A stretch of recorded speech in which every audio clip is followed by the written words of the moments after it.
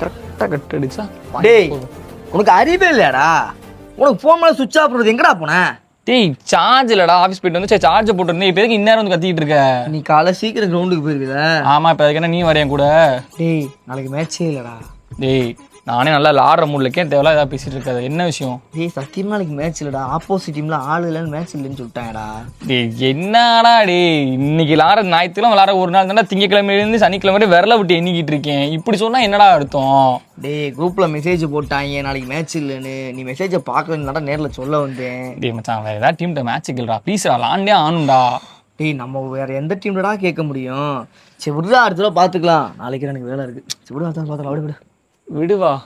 டேய் ஐயோ, இனி அடுத்த வாரம் வர வரையும் ஸோ நிம்மதியே இருக்காரா? நாளைக்கு ஒரு நாள்லாம் சண்டேவே நிம்மதி. ஸோ எப்பட்றா ஸோ ஆஃபீஸ் போனாலும் கடுப்பாக இருக்குமே. ஐயோ இதெல்லாம் ஆண்டே ஆகணுமே.